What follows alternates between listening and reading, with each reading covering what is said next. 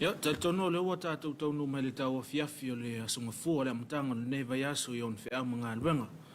Ya, o se whapoponga foli ne o le tatou po kalame o le Suluaulama e pe o na masani ai ya i le Afiafi ma le Afiafi. Leo ma se lo foi ma le sunga ya tavita ya o al fatau tainga o le tatou po kalame le nei Afiafi ya vatu foi se wha malo se wha talofa ya i le haru whaiva o le atunu i whea mga alwenga. So fo manuia tavita? Ya, marori. Se fomo langi mai sunga malu foi vea uma malu sa fe nga ye mal tatu official neso sunga ta mate ne fa malu foi le malu se tatu watunu e fe uma tete sa vita tunga ye ne yaso ya mai la vai ma tu se o la vai se wa pu tete la vai nga tofia le tua ne o le puenga rim fai pule so ha mo tamai tai si lo vai ya lo ma fa na sa ve ngai ma onge ne yaso ya o falofa ya mo fa malo ya wani apo kalame o fa malo la vai fi au mga lunga sa fi ngai ya mai le fai un na vai aso tavita ya wa tatonu ya foi fa mo mbonga ya ma sala va se ele so fo mo le ola ya fa ftai le tu le utato filo i mu ya wa la vai aso ya ele ya se vives ya o na to na foi ya sa le fa pusa sa ta pena la stona ya ya ma le sana ya o mo ya au tele mai loi la sunga pe sa e awai se lufu tasi la va ya so pena o ole sa ele mata tofi ole sunga le fa mo australia sunga ya kiwi vai fali asa se me foi ai pena suma le sunga wal vai lo tu sila o te lo boile pulenga le ya na suma ya tam fa na wa se mato nu ila wa ya le sa ave mo mato to file ya so na fi ane sa ringa mo fu sa ringa ya fai to na i mata ta no voi ye to ta no ya so la ye wa pe o tam fa na wi o lo ta la fa auto i tu fiole ni lo lang ya mane voi nei ta le e mo fa mata la mai ya le fa ma lo to fu ile sunga ya wikifi vai fale ava eu fa fonga mai nei tura ya malo voi e po fela vas me sa nga ye nei aso ya fa malo sa no ta victa ya ave ele no el tato pukala me ya e folo fa ma fatalo fatwai ya el tapo ingo tamale kalesia ya sunga fa fe nga mo to faltu sunga to ina fa tonu mo to faltu me se foi sunga to ina i pulenga te jasi malo le fa talo ya tonu manuia faiva le atunu line aso ya ono lauto talo leo le ao malpo ya ele fa pito nga fa foi sa mato fa malo i sunga fa fenga i au sa livi ya e kalisia uma tonu so tato tunu le ngato samone ya fa pe atunu mamao i lato tala ina le fina ngalo le tua malo lava malo le onsai malo le onsai le ne aso i fe au manga luenga malo e fa malo voi le e tu par tatu malo e mo mai lava la fiona le malo malo mo siofo io il fon su Sofia mo lo fa tua io o la fiona to mai tai palmia io marca peneta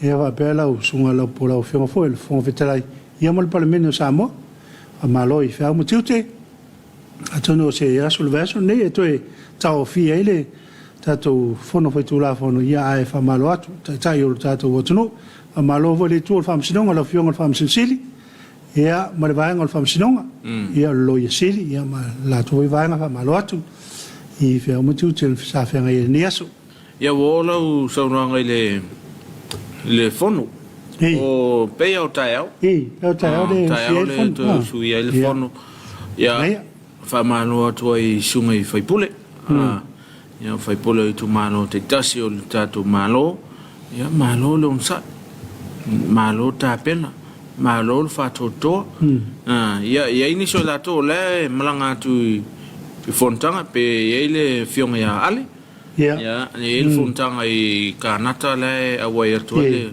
fiona ya ale ya pe foi le fiona ya masina lupe ya fai pole le o li tu malo ile fanga falsela ya male suita maita so te le ale patali tu pai la le wa ya tu fontanga ya sunga ya ale le fai masu yo le fon fitalai ya il fono le fatauta ya I kanata ya ya so ne va so lu va ya so le to se ai ya nei te mali o le atunu ya ono le fa mo ya mo le fontanga ya fa malo tu fa na wa ya fa na wa le sa matalia ne va ya so ya la to suenga fa ma fa pe ona ye le coliseo teino pauta ya le sa matalia le so ya fa malo to I fionga le tamaitai pule, me se foi o sui pule, me sunga I tamaitai, ia alim tamaitai whaiaonga, la tōro au ina nei whanau le kalesia, me se unu maa fioang, ia o lo ato ina I le kolisia teino pauta, ia le whangalo ina foi, kolisia maulunga le malo, kolisia le kalesia, o so se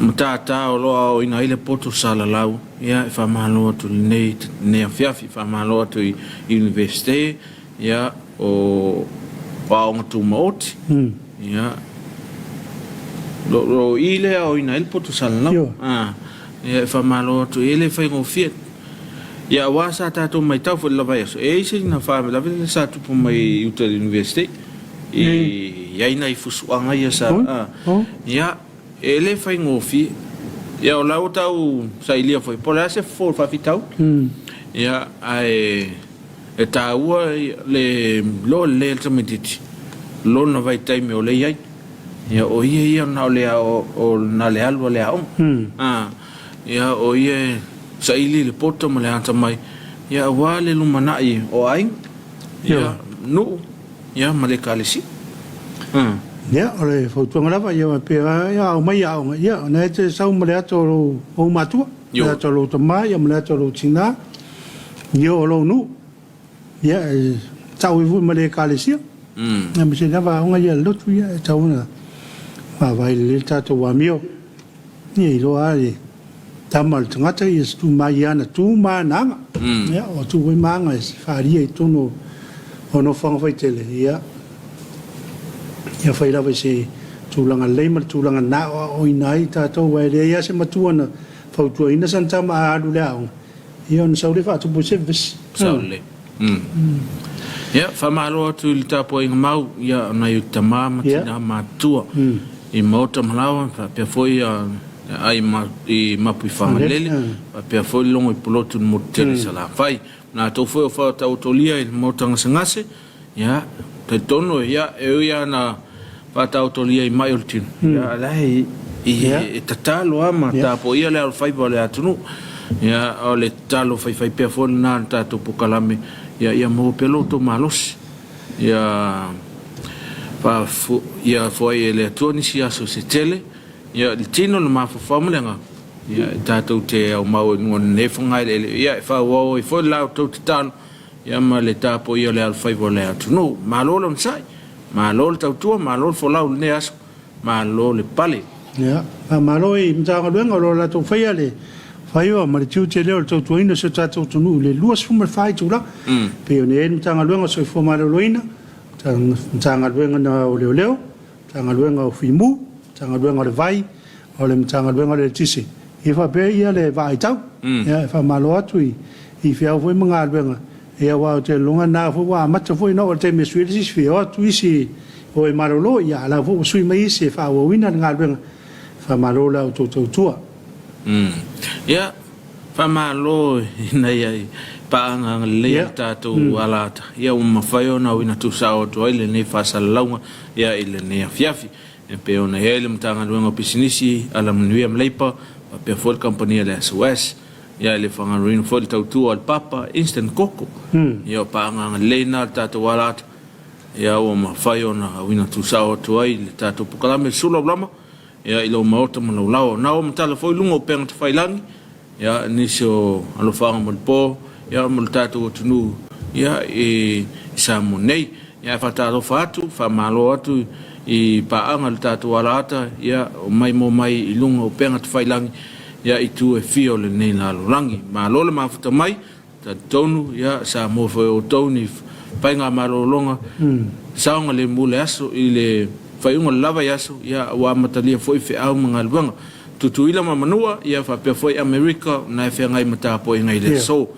ia fa aftai le tua ia ilua na o tapu au ina lo to soifua mo to wol ia o tatu o le maile am tanga neva yaso ia fa malo atu fa yo na fa to ma o mal tatu pukalam ia o folofa ma fata no fatu ia malo lo nsai malo fa to ola sel tatu putu tu ya mona ya tatu fa fianga tali mai pa wa tatu pukalam ai fa ina ya tatu o lo fa anga lungo tatu penga tfailan ya si tali mal tatu pukalam fa wa ya wale taula ulawina mol no fiel tatu no au si mai mo ni sine o fa fianga ya ola pukalam Suluaulama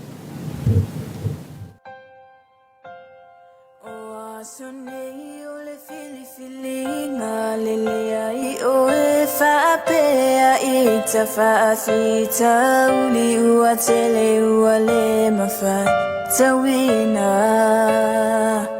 le ai o se vai fofo le fanga tauni ya so pe ale mawa ota ualoto ile tatalo fa afeta imatua ifautuanga elu itaua ya alo ese ai o e ma u ile leanga ya o no sa i ma fa atu tu ile atu so ifu awa ole amatanga maleta unu ngale na o me ya uma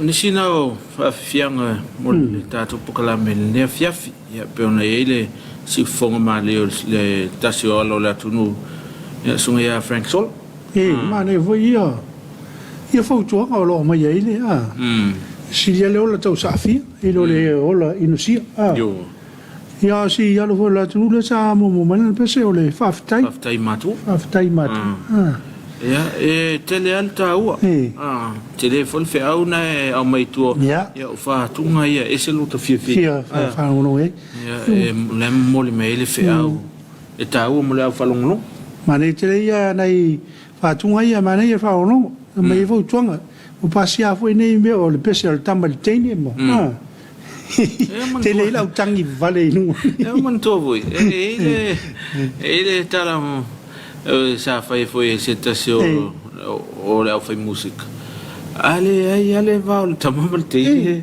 ele mo ale male ia na fatu mai fatai matu ia fai foi na fatai il tamalo tama ia va to mai atu ia asala sa tama ia va bien ave se fatai mana ia tel o le mende o le fatai o le atari ia po le afine o tama po non tina ia ya tili en fa Sofia le pa wan me na ma to lo fo lo va tu fa ftai ina vai de le tang fio ma tu fai me na te na o ye po le alta un tal te ma pa wan me fa ftai ia la ngona el tametiti ta u ona ma tu ia es el ta u ia mo tal sia le mata mai nei fa na ia o le fe auta u na ia mo le mai le pese ia se tasio alo le atu ia sunga ia Frank Sola ia o nisio me sa tupu fai ngol lava yaso ia le sa raso na file sa fata utai sa uninga ia o fa mana tu no se lau tu sanga le kale sia faka sa ia pia mana ia pe le tala le sa fai atu tai le ele o sfuta se fai fa e fa sa volo no valo fai fa le o ele sunga ia la tu le tai ia man fatua ele o sfuta se pe ona tano tu ele tai ona leila o le fe au raso na fi avea matangata o le mana to tuna ia sa maur sunga le fafenga o le falsa tu ai le falsala sa tu e to falti voli ia so ia le faltifanga faltifanga ai no ele tau sanga na fata ma ia ele afi pa wale o le alanga o tangata ia saunga le mul falsa ina wo tu le afi o ile falsa ia ina vai ngor falsa sa falanga ina ia ele tele ina wo va ve no o ile so al paulo le on salang ia saunga le mul falsa ia saunga le mul falsa tu sa pe mau ai le soifua on ma fo lai o le ave matangata tu sa le o le tele o le fe au le mai o le manatu tangata ilo na ola au manatu ta o le falsa le ave matangata tautua ave matangata la ngona le loto maulalo fata ua le me lo afio ile tu lo fa ilta po inga ile tu ya e mana ile lotu ona mana ile fa manatu foi sunga to ina ya efu ya sunga ya efu sa te ile sa ningo ya ma sa oi foi le lau fontele ya sunga le sute telefono ya ma le sunga tutup ya manisho to ino ya ma pe foi sunga fa ngainga mo la tu fatu le fa ngaruenga o tama fa na o le kalisi ya sa o mato wa ya ila sonnafi ya mato mo fie me uma ya se la autor futa usanga ile se ta usanga le titi ya to no ai ore fa sa pe chilene ma tu ai tu da to to ya wa o la ma o i ma iva to e pau yo na o fa sa o le to e sa fa usia mai le namu o le namu por namu le chole me le fa me le am e tal zam e tai pe vira le yu pe li twai le sa ye io tis foi na fa sa wa le sa ye tonu te mina tu nei la o e mo tua ele tai tai na ila le mo tua malo ti awa na na u fa longo mai le fa tata no fa le sunga fa fa ngai fa pe le fi ngol ta kon to ina era mai umana sia che le insinia lo afirma le uno na sa to sia che le insinia to a to foi di se l'auto sangore ya lo no we ya po se si ta sanga ulumna i wo lo se l'auto fu pe ulia le ora mal malos ya ni sina mena tupu ya i ingalwa ngale kali sia le so nafi ya fusuanga ya mane foi la tamo en fonia mane de fusuanga da te tamo te mane ya la lava finau ya di fusu ya wanga se uma va ia tama te va pe voia ia famsino voi na la to famsino ina fusuanga ya le unga ya le aso ya na ma lo tama tau na malo o se fa lo telefoile mo malo Ukraine yo ya awa pe o le fusuanga le o le ave fa ona le o se fa mano si au fita o Ukraine le sa no ele tamfus yo sik ya o sana fa mal si au le i fita lo na tunu o le tau ya wa tai tasi famsino sa o si wa ton famsino o le si la sa malo ia le sunga ya Anthony ya o le si lang malo ia ya inga music al pe famsino muli le sam tam bao dona pe lima ya va ia ya foni ma ia le auto e fa tu mawina le sampino le lang no wingo wa fa fusile wa i ya telelo por le IPO WPO IPF to tasila fusile le ya tasifil ya ole bana ya pe amo se filo ingo la toru yo wa na vo fa ya tua a matan ta oi mai fa mtalanga vo ya ferry e lungo le me la di tai io va fu lo ri tai tai mine ana fa mai fa ya to sa mo li tai sa we ya nan sa mo na fa mtalanga na fa ya na ona fa ya I na ta mo la wari e to ro yu sikma ma choso ile poetas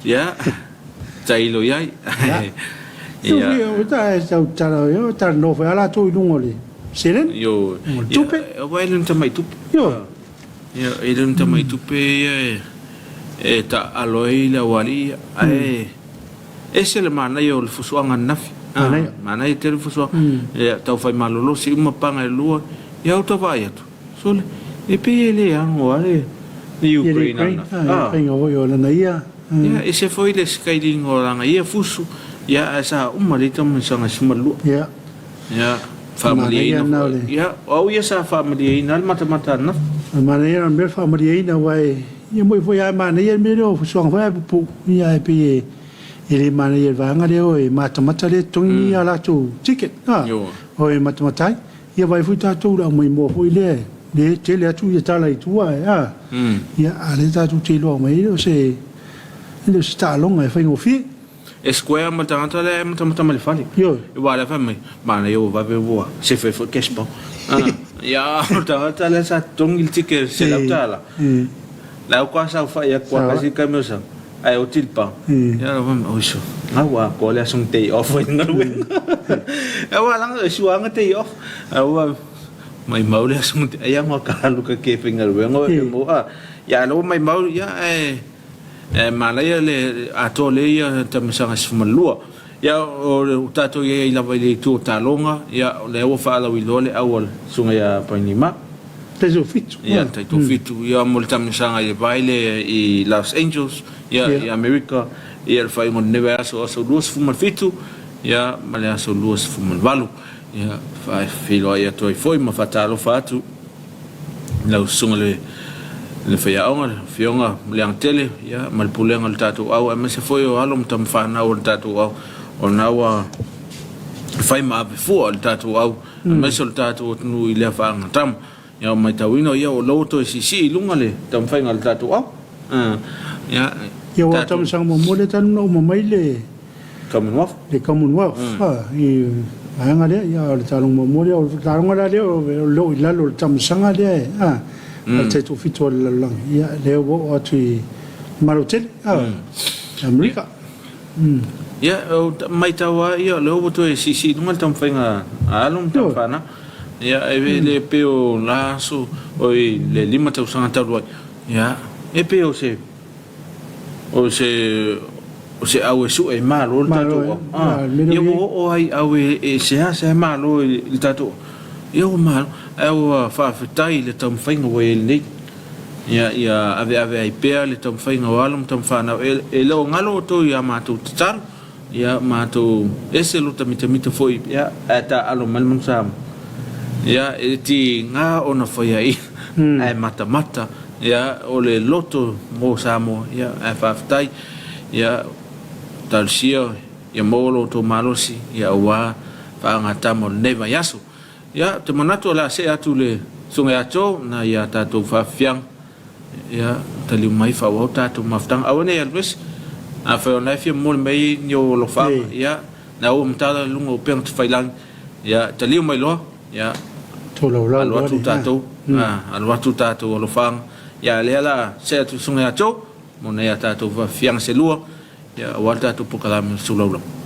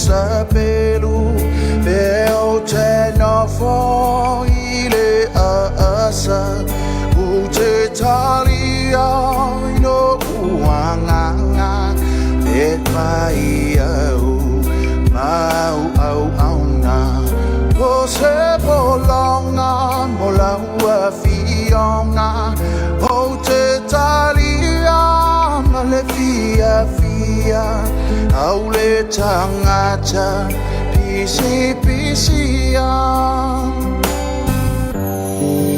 leo te ai le fu leo te inu mai le sapelu leo te nofo ile asa o te talia no uanganga te fai au au na o se bolonga mola ua fionga o te talia male fia au le tangata pisia o laufa ai unga e pule o e la ua fionga o lea le whaingata teu te fia teu wilo tava lo uanganga whamawalalo tu sabe o tele mangalo hauni o uasa totoe ia faya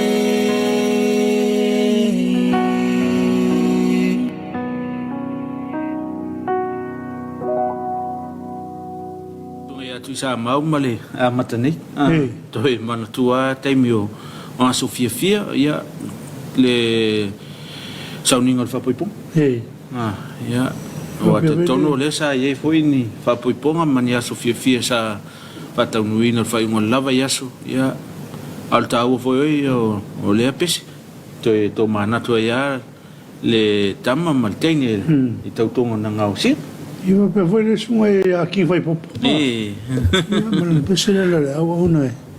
E veo na se toi au una mo ya. Ana ia nei fa tunga ia. Fa to fi le mo foi le mana vai o. Fa manga luanga le aso ya va pe na sa utene o manga sa fa sina. Sina la fo to sin talo tamu. Ia po le ala to nga fo la ya. Fa malo to proclame. Ia ala I nei pespenga ia nei fatunga foi fa no file mo ele fefi te manato no wa ia ni so tato lo fa nga lunga o penga te failang ia mo no silfiel tato no fa mo le sunga ia to ia pem fa on tu I folunga ia se to lau ia le mafuta mai ona ia tato paanga ia mo le usa ia po sminko lai o mafuta mai ia ma pike fa tupunu ia aliero na au fa malo mai tato po klamene Afiafi ia po fo na mai fo manu fa munianga tato Suluaulama alo fa ftai ia male sunga ia pike fa tupunu ia na fa malo so fo munia I lo sunga lo fatu I sia wa inga I lewa lewa auta ka bless malo fa ftai no ngalo se misi sipeti le se fo munia lo va se lua ya nange ma malo voi ya fa mavaenga sa fa ina mafuta mai Christchurch ya fatalo fatu ilo sungale e fiau Paulo se ploni mal faltua ya pe fa ona mafuta mal tatu pokalame ile ne Afiafi ya ale tinai ya penatese e se monia se mau lo sa se lua ya malo voi penatete malo voi fiau mangalu nga sa fenga ineso lo ve tu po America Samoa pia le fa sme penate te kitab se na ya le lotu le yes ya olino yoni malo so fo manu lo suma malo lo sai ya fa malo yoni ma futa ma tu lo ma come se mo e ngofie ya malo lo po mo na fa yelo na nga fie ma futa mo tato po kalamu Suluaulama ya pelna te matayo muliato lo fanga iso tuangane ya tuiloma tui fasina telea malfanau I fastotai tuangane ya maulupe sio matangi lima malfanau au kuso masenara sina ma Evelyn I vaiteleuta mina masatala maleainga I tanga manono alofatu foi ile lua saselua alofatu penatete mafuta mai mafuta mai ya na mafuta mai ya penatete sen mayona lo faanga chama pa te awang after mai o le paleo so mo lo sunga maro to atnu lo fatu mo tatu I Wellington ya malo atal fatu I Wellington ya le mafuta mai sunga fiao ya po no le pokala me lo sunga fiao lo fatu mo lua ma le ofisa malos tai le mafuta mai Paulo ya te tonu ya ona ma lo se lua mal faltua ya vitu lo sua Tafoi malo watching from Sydney, Australia, la vage sia wainga I tota ma nei el porkalame lo ningo festouta e la ingo vitulua ya ala tai vitulua le morio lo fa ina yo wainga malo voi fe o mga luang sa fenenia sui tono Sydney ya Australia ya unisi na na ya tato paanga wa mol melo faanga lungo penga te failang mol no silfiel tato no me se lava I tama whanau o tato no o lo ai tau malele ya tu no mau ya o le mafuta mai I lunga le tato o penga te whailang ya na sa whangolongo ya sa to lau ina mol no silfiel tato wa tu no ya amalo voi le sunga tapola ya wa peo o le ya lunga yo peo ai wo uma sa ninga sa fa tsa se je sunga tapola wa le mata wat pe lo I le motu sai ya le ta fa uma foi sunga tapola ya Faftai o pe o loku mo wa kalunga anu. Famalo to la fiona Tapuaiga man fatua ya la se aso ta to fe loai ya le anga le tua o foi fe auma nga luengo fe nga ya anga le tua famalo na ya pas na ya veloni o ave kilivo ya o ave ta valen malo ya o compagnie o pisinisi tu maoti fala putputong ya e famalo tu ne Afiafi ta tu proclame malo lonsa ele foi ngofie ele foi ngofie ya talitonu ilo to so fu tua I le tua me se foi o le atunu I faiva mtiute wat tofi eu to ya tau no man ya I me uma amaro de se pulenga le I maro sai ele sunga toina fini matalave ya mal fatua ya perseti ya mle kalesia I foleula ya va pele sunga ya Stanley fatua ya litia ya male kalesia I malie ya le sunga ya nepo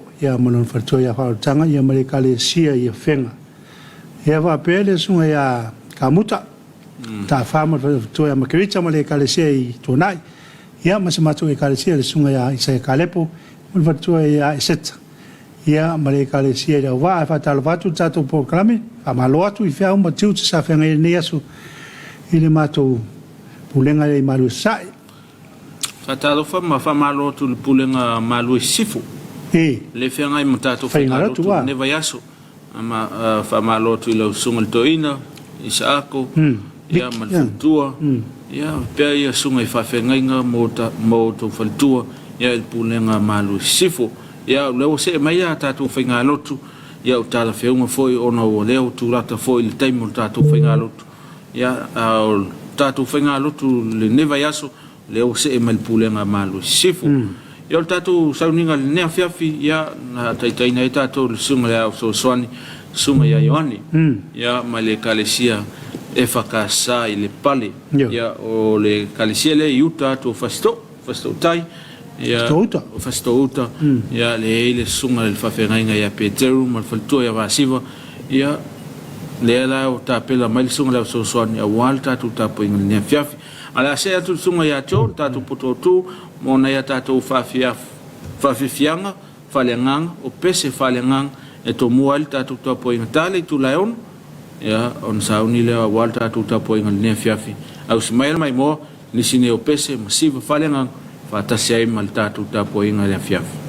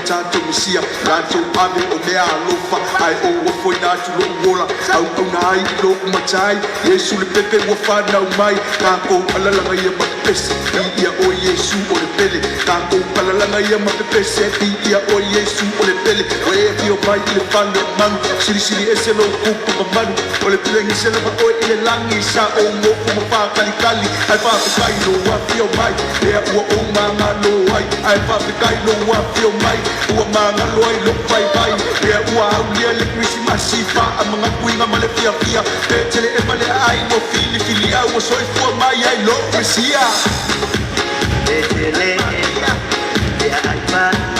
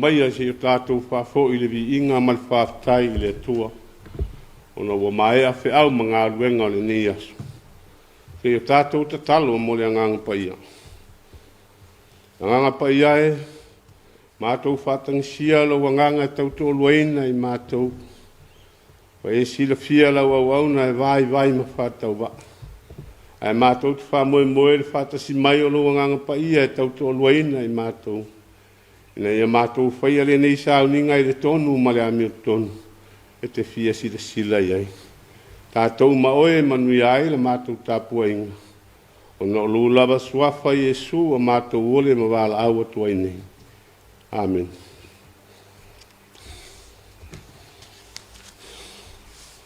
o le manatu au tū mo I tātou le nei fiafi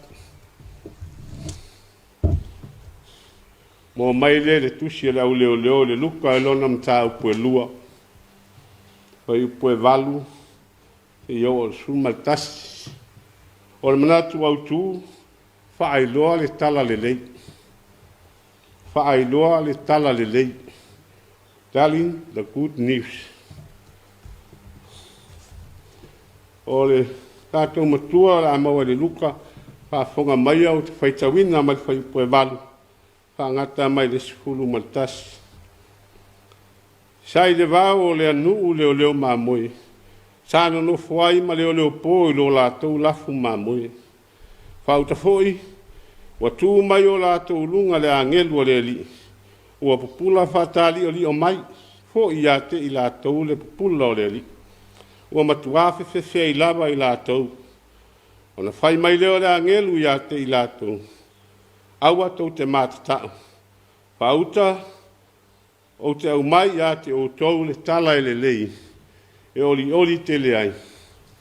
E o mai le nu uma. Awa o le aso nei, wa whana wai ia te o tau I le ai o tābita. Le whaola o ia o ke riso le li.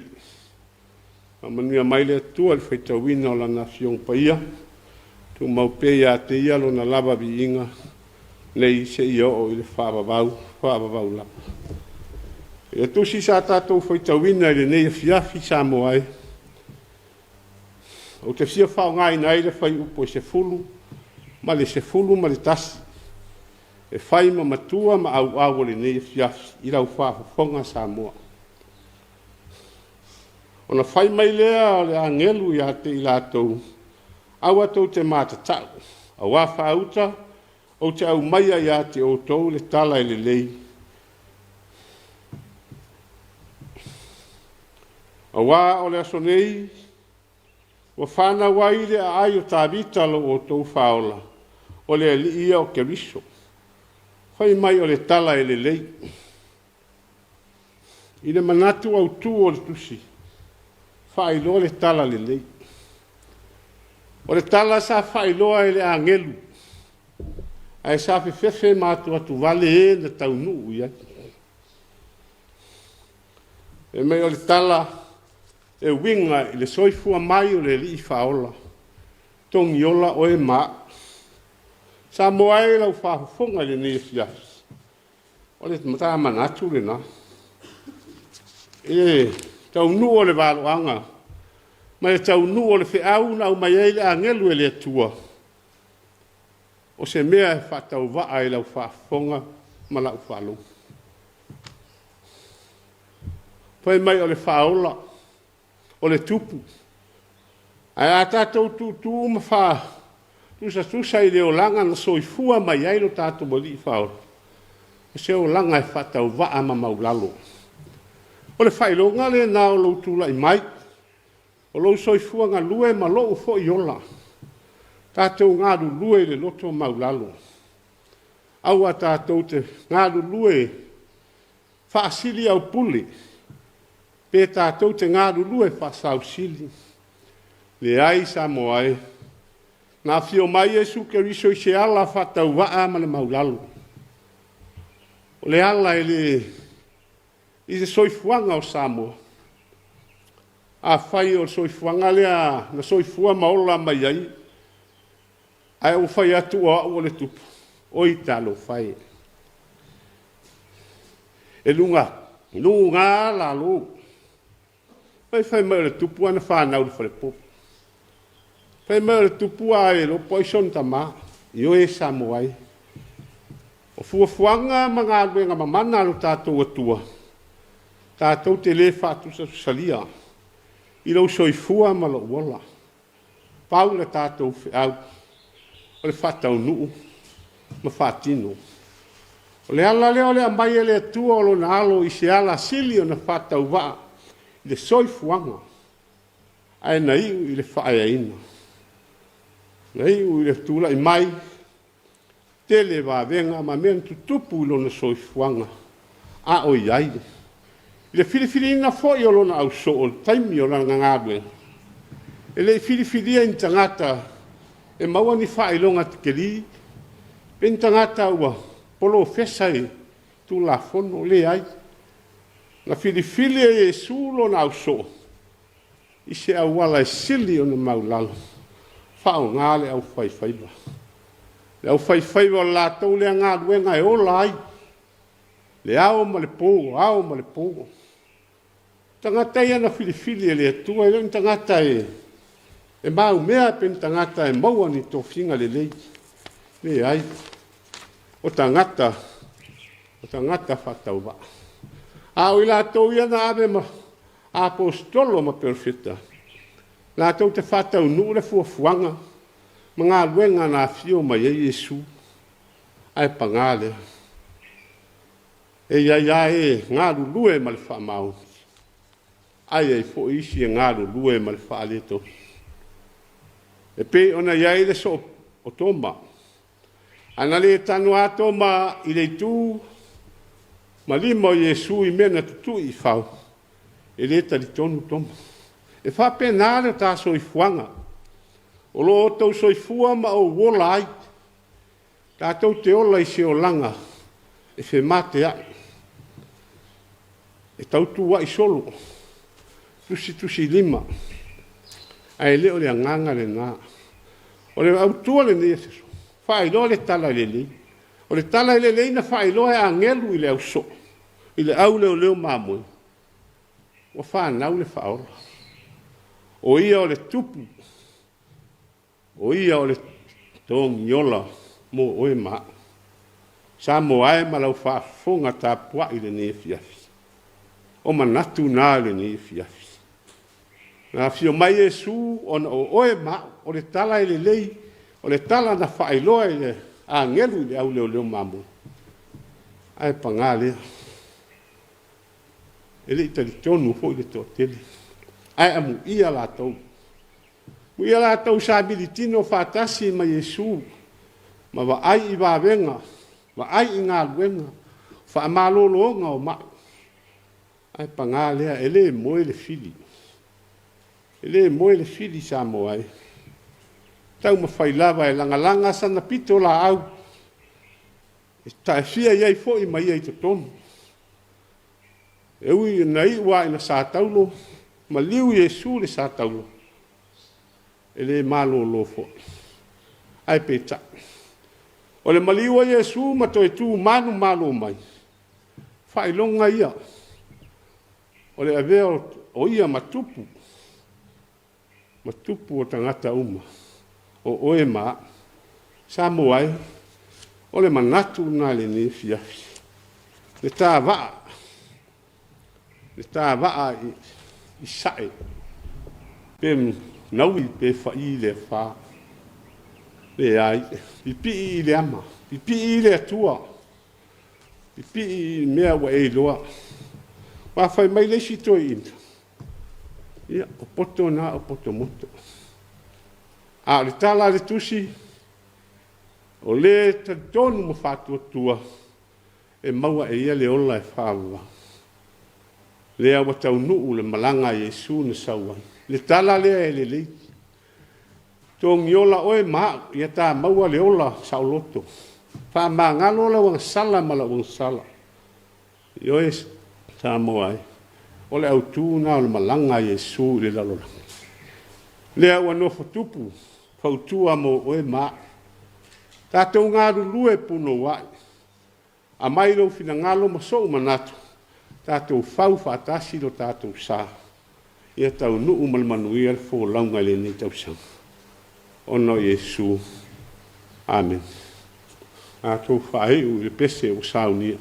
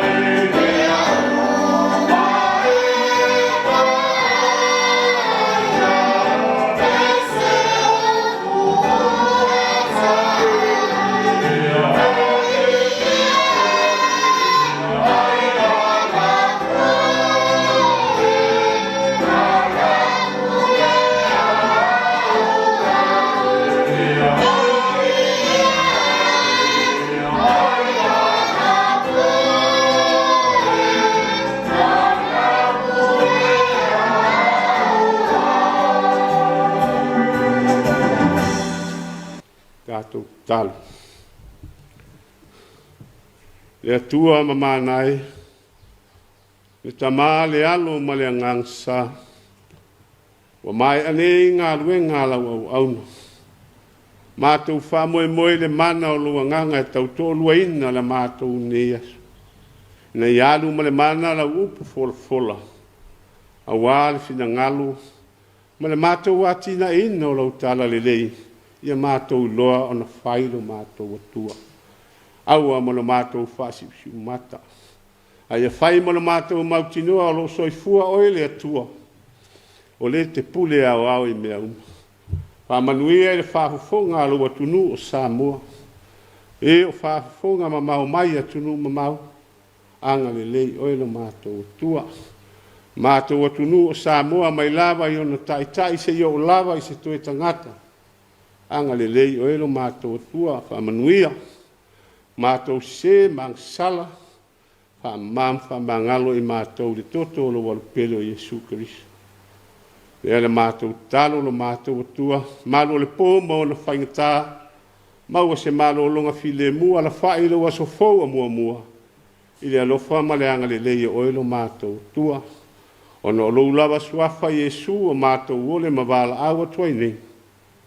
Amen.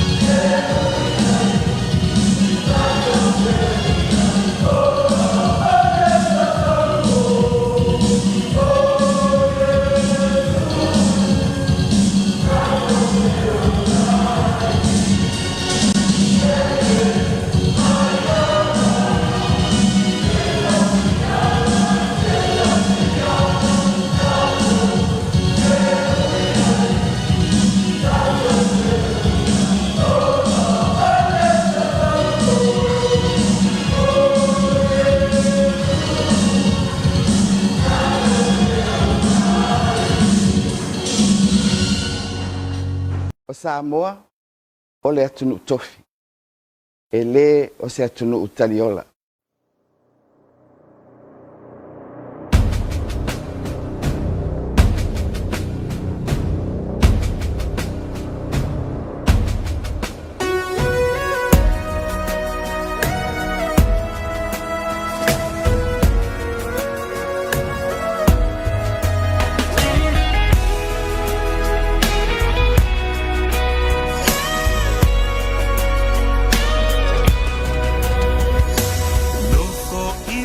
Fa ese ele ngalo le nu upele o utofi mai le atua sili sili ese Samoa leto ala lo ufa sinomanga tatongo tatupu maso solo aya a olenga fa se ifa apo ulinga ile ainanga wow Samoa me atua o malama Silia tu isale vima osita ulanga no fo ilele fu male e tala tala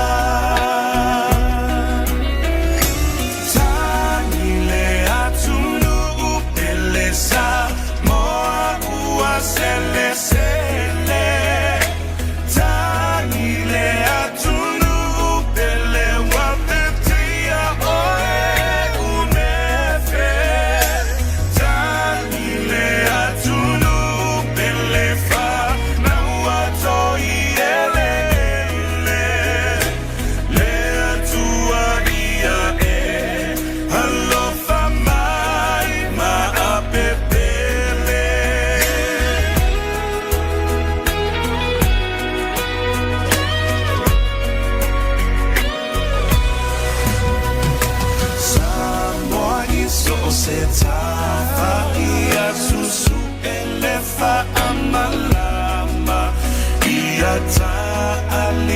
se ava como papa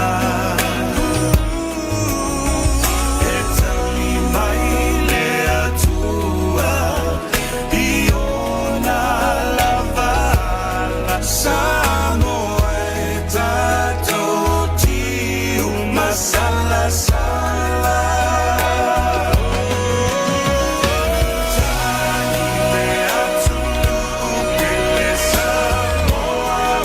Sele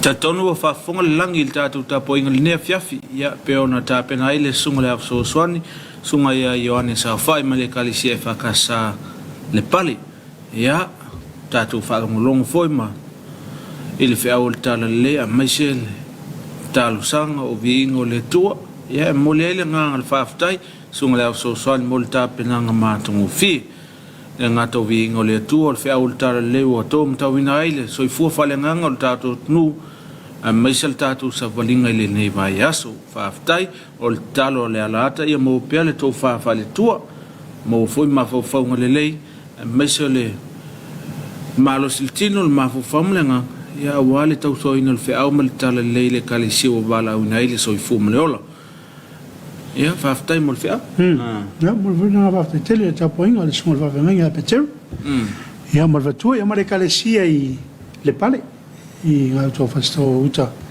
ia o wale Tapuaiga ma le fōrofōro i o nei Afiafi e pe ona e atu le sunga tau mate ia whawhatai tele ia wa o le whaeloa ina o le tala lei ia le as tala lei o lo ma tala lei ato te whaeloa ina ia so mai o tātou tangata ia ina ia whaeloa atu ia o lo i tūni ati tātou le tala lei ia Yesu Kiriso ia tatu tu ma tatu wanga ia ma tatu wa mi fa dia fo ia e bueno atu mo le ngava te tele sunga tofi sunga yon sa fai I le mo le upu folo le Afiafi ia o te manatu ona ia tatu faringa ia le la se atu sunga ia to ia mo le tatu fasisilang wa mfayon tau nu mal tatu pokalame le Afiafi tali mai ya to la foi ni so tatu lo fanga wo mfayo na wina mai lunga penga te failang e si mai mai mo fa silanga wo mfayo tau nu mai fa silanga taua tupe so swani fa me alo fa mo pisinesi ele ava mal fa lo e fa silanga to e fa pea ele to te tala i o to o fa va malo malanga lo ai o so tatu o tunu e to ya tia elon ta mau ainga e se vai anga tupe o fa nganga le mtanga le ngo tupe e fa mtu watu so soani le fa le leo atina e pisinisi o le tuftu faino le nei se leni o le anga fa le office le Samoa Business Hub e ia ingo le nei so soani wo mo na fata titia ina ia mautino le o so soani ia ila to e tala fe ngai mang va ai o le nei lango e fa pito mo ila to o lo fatino pisinisi ma umia le laisene fa pisinisi mo le tausanga lua o lo lua mo le no silfia ma le mamla mo le atunu o le fa solo atu le fa la wilo mo le nei mta upui no foanga aso mataimi e pe onta ui lalu aso taimi no foanga ma le alfanga aso lulu luas fumar fa o kuso lua o lo lua se fulu le tai au ile se fumar lua le auli e fa ka sasa na puho mo le fanga anga I sa fata. Lua ile uli anga il fa ile Afiafi, Poutasi Community Hall, mo si umu anga I fa le alili. A so tofi lua sfuma lima o kuso lua o lua, se fulu il taiao ile sfuma lua ile uli, e whakasava I lutai hall. Faleolo anga I mai ma lua. Lua ile uli anga il fa ile Afiafi, e kalesia me tutisi fale asi uta hall, tan malala alisa mataptapa o asfawaile lus fumalona o kuso lua o lua se fulu il taiao ile sfuma lua ile uli e fakasam ta utu fale atai hall mo muli fanua anga I fale la tai asonga fua lus fumalaiva o kuso lua o lua se fulu il taiao ile sfuma lua ile uli e kalesia katoliko fale fa hall mo le usoli I whangaloa mba whalewau.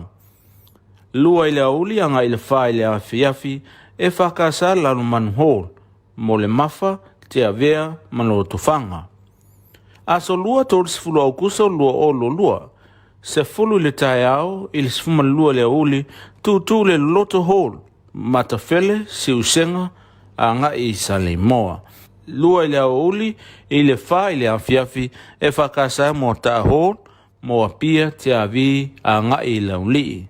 E tau telelo a wai mai e te whaafongo I antato fōrsanga. E wha malama umai wa engo le angwa I le nei so soni. Whamole whaafso tai mai le tātou ofisa i le telefoni valu whaalua lua fitu fitu o. Po le tātou Facebook page Samoa Business Hub. Mo nisi whamtalanga e winga i le whaasolonga o le tātou po kalame. Whamtalanga uma e winga i le sosoani o le a maua i taimi o a tātou whontanga e peon tā ua i lunga. Tātou tau pule ola ma whailoa i le alofo le atua. Whaafitai, sainia e vaitulia alatina yoelu, Officer Sili, Samoa Business Hub. Important notice. Small and medium business grants. With the reopening of our international borders, the Ministry of Finance has allocated a small grants funding to support existing small and medium businesses with their recovery from the negative impacts of COVID-19. To qualify for this support, you must be in operation and have a valid business license for 2022. The Samoa Business Hub is tasked with the disbursement of these grants and an awareness program to present and explain the process and qualifying criteria will be rolled out according to the schedule below. Business operators are invited and encouraged to attend any of the sessions that is closest to your location. Date, Wednesday, 24th August 2022. Time, 10 a.m. to 12 p.m. Venue, EFKS Napu Hall. Area covered, Lefanga and Safata. 2 p.m. to 4 p.m. Botasi Community Hall. Siumu and Falealili. Thursday, 25th August 2022, 10 a.m. to 12 p.m. EFKS Vailutai Hall, Faleolo and Malua. 2 p.m. to 4 p.m. Ekalesia Metutisi Falea Siuta Hall, Tanumalala Alisa Tapatapao. Friday, 26th August 2022, 10 a.m. to 12 p.m. EFKS Matau to Falelatai Hall, Mulifanua to Falelatai.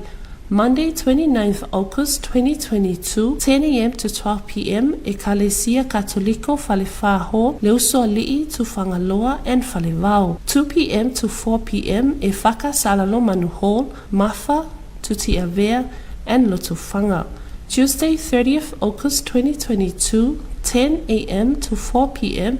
to Tuuleloloto Hall, Matafelia to Siusenga and Saleimoa. 2 p.m. to 4 p.m. EFKS Samoa Hall, Apia to Tiavi and Laulii. Attendance is very important. Please contact our office on telephone 8422-770 or check our Facebook page Samoa Business Hub if you have questions about the schedule.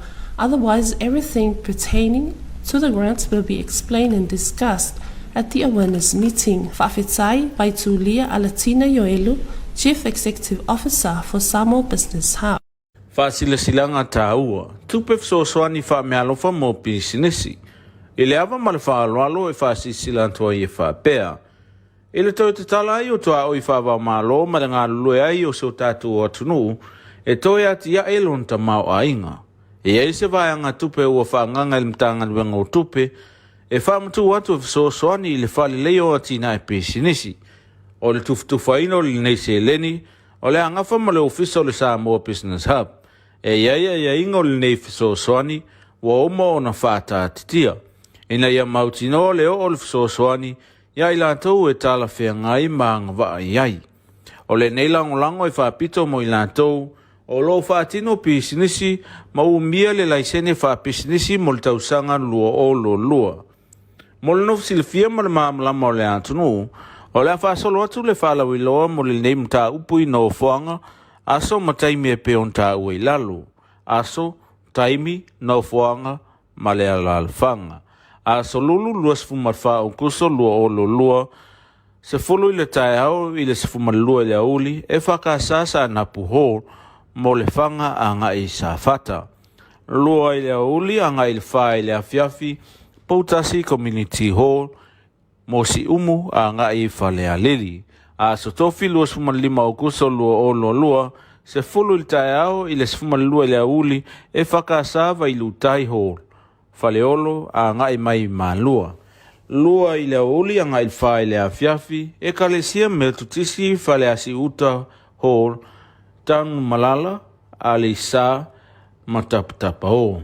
As whawaile luas fumalona o kuso lua o lo lua.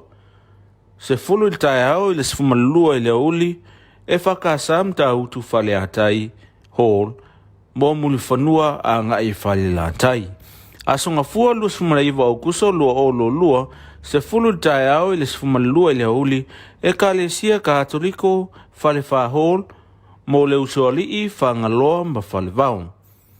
Lua ile uli anga ile fa ile afiafi, e whakasa lanu manu hol, mo le mafa te avea mano tufanga.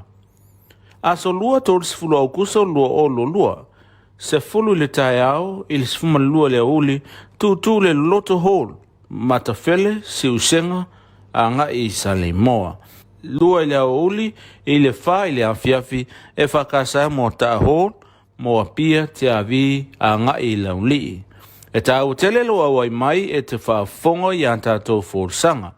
E wha malamalama umai wahengo le angawaa i le neif so soni. Wha mulemole whaafso tai mai le tato ofisa i le telefoni walu wha lua fitu o.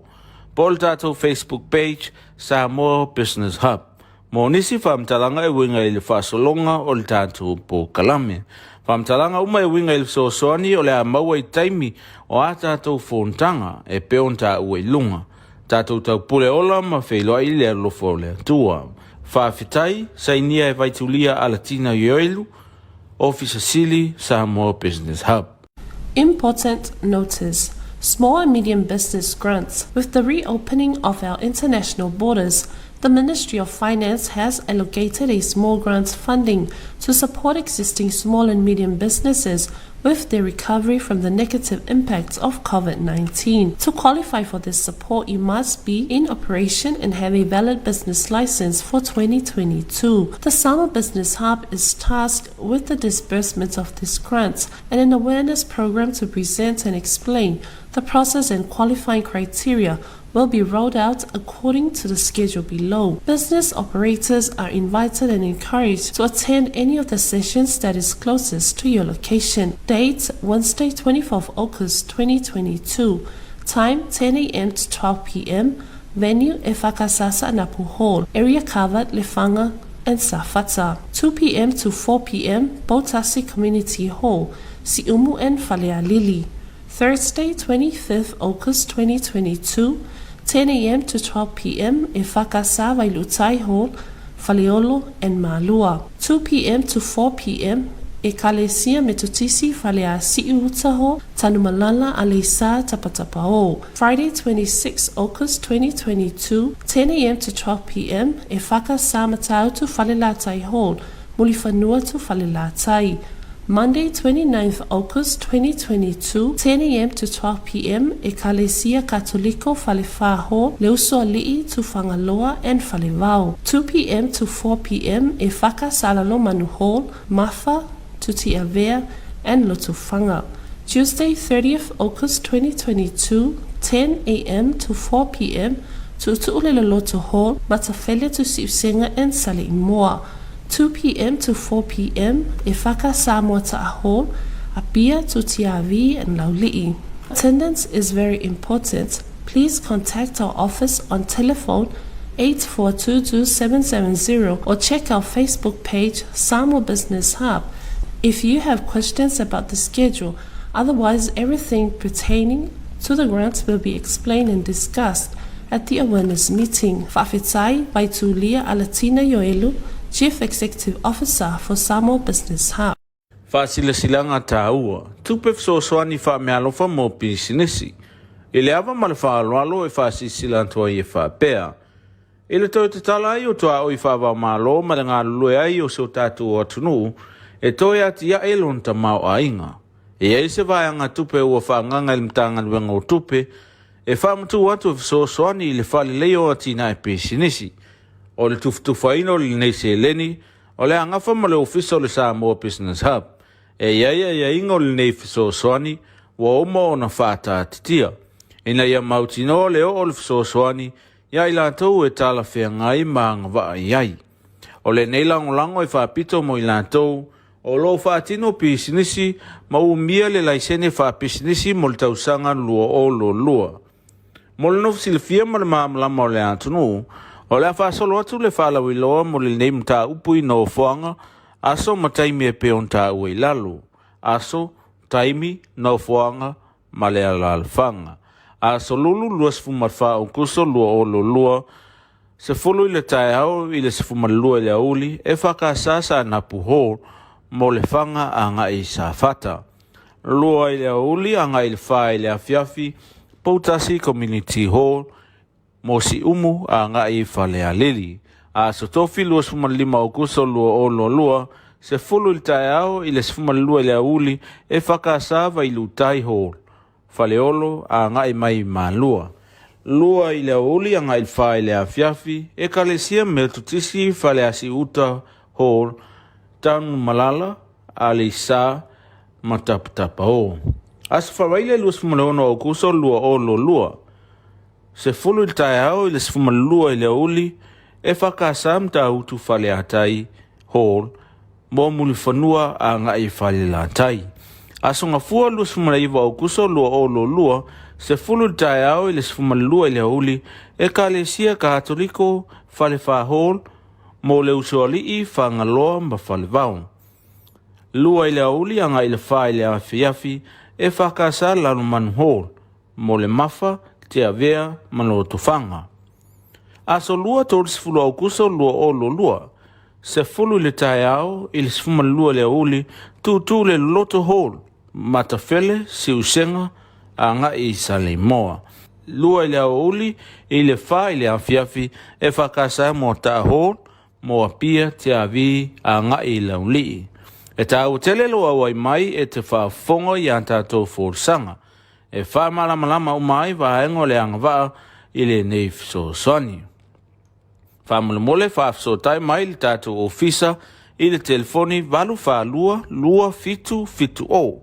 Pol tato Facebook page Samoa Business Hub. Mo nisi whamtalanga e winga i le whaasolonga o le tato po kalame. Whamtalanga uma e winga i le sosoani o le amaua i taimi o a tato fontanga e peon ta ua i lunga. Tato tau pule ola ma whailoa i le alofo le atua.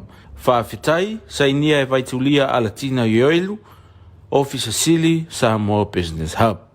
Important notice. Small and medium business grants. With the reopening of our international borders, the Ministry of Finance has allocated a small grants funding to support existing small and medium businesses with their recovery from the negative impacts of COVID-19. To qualify for this support, you must be in operation and have a valid business license for 2022. The Samoa Business Hub is tasked with the disbursement of these grants and an awareness program to present and explain the process and qualifying criteria will be rolled out according to the schedule below. Business operators are invited and encouraged to attend any of the sessions that is closest to your location. Date, Wednesday, 24th August 2022. Time, 10 a.m. to 12 p.m. Venue, EFKS Napu Hall. Area covered, Lefanga and Safata. 2 p.m. to 4 p.m. Poutasi Community Hall, Siumu and Falealili.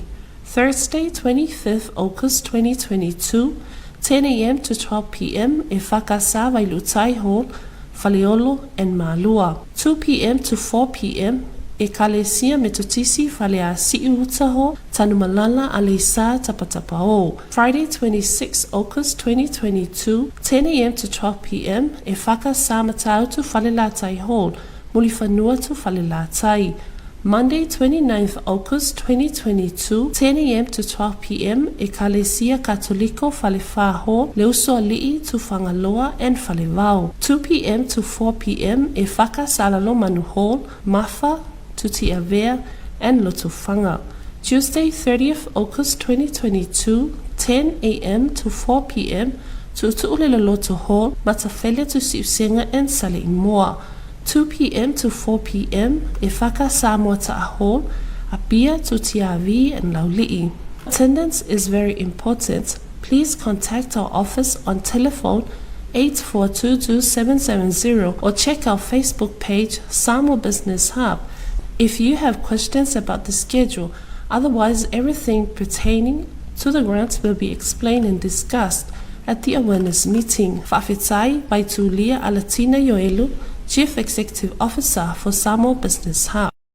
Na sa mai mo mali tātou tunu, ta se whaasisilanga o mwhai o te unu mai, li tātou pukarama Suluaulama le nea Afiafi, ia pe ona ye le faasesilaga tāuana mai le Samoa Business Hub ia ma le latou faalauiloa ia o se vaega tupe ua mafai ona tueseina le matagaluega o tupe ia auā pisinisi la haiti auā le atinaina lona uiga ia e tāua le lo auai ia fonataga pe afai ona e te umia le laisene ia o le fai pisinisi lua o lua ia e tāua tele ia pe afai ona e manaumia nai fesoasoani ia ua le tāua atinaina o le pisinisi ia o le toe faamaʻite a le matagaluega ia ona o lea ua tatala vavao ia ma le situ ia ua toe taumafai e tau atiaʻe le tamaoaiga o le atunuu tāua tele Tahutele, nevariga ia, tu lava ai o fofonga lei ai.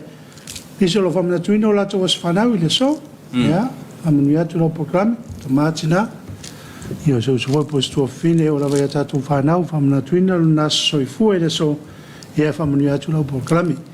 Ia oni se volo mo i fano nongo no malangan brimo le oti. Ia famma fana ina le ngore tua. Ia whamole tō a eni ia tātou lo whaangalungo peang whailangi ia mole no silfia le tātou tunu ia ele whaamae ina le tātou po kalamele nea Afiafi. Ia pe mwhaiona tui whailunga ia mole no silfia le tātou tunu. Ia ngā tō lo mole mai o la tō lo whaanga o Christopher Asera ia matamata mai Newtown i Wellington i New Zealand. God bless you all. Ia alo whaatu Asera. Ia oe vai whamunianga play upu tu iau. Tato po kalame Christopher Asera le fo ia mene mai o iono le whaingalotu ale sunga ia ione sa whai ia mai mana ia ruk folfola i lau sunga pasta ia amene aftai Christopher ia o kuini na nai ofisa osa malaki ia le mea na whamnianga lo no winga e tau multofi ia aviani whanai ia we mafta mai Christopher le lava mafta mai Christopher tato po kalame whaftai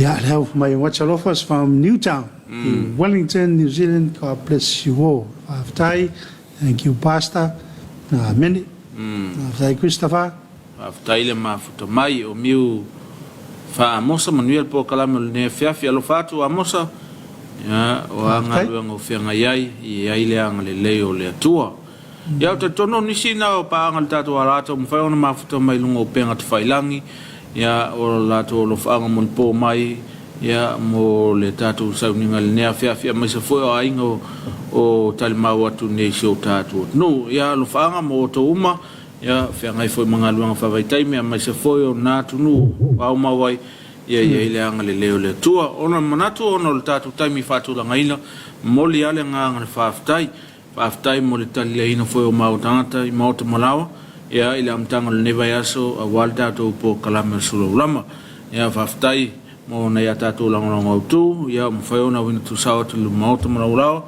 me se fwoi lunga o penga te whailangi pe ona ia amtanga luenga pisinisi ala manuia maleipa ia whape fwoi le kampania le SOS ia o le papa instant koko ia whaftai mo le tautua ia ile anga le leo le atua ia le tātou program na ni Afiafi ia ia tātou program whasolo ia na so mai nei ia tātou Samoa taurongolongo ia whasolo lava o le tātou whatatanoanga mai le vaenga leo le komiti o le whiangai ma le tutuatasi ia pea mai al tātou Samoa taurongolongo ia o le Afiafi ana nei foi mo se whapoponga le tātou lau au sinasina ia whasolo ato ia ma le tātou watatifanga i le Afiafi nei ia o se ngana upau papa ia o se tala foi o se tu maseanga o le tautamali ia matua atu la waina e mga loa iso mau whata wa whaftai fo le sunga ia tāwita mo le tātou pokalame le nea Afiafi ia tātou toi wheloa i le tūlai lima i le tai au momua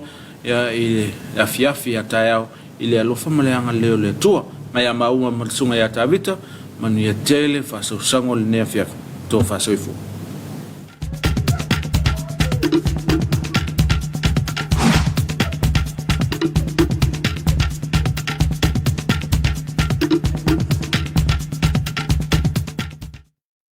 For any occasion, we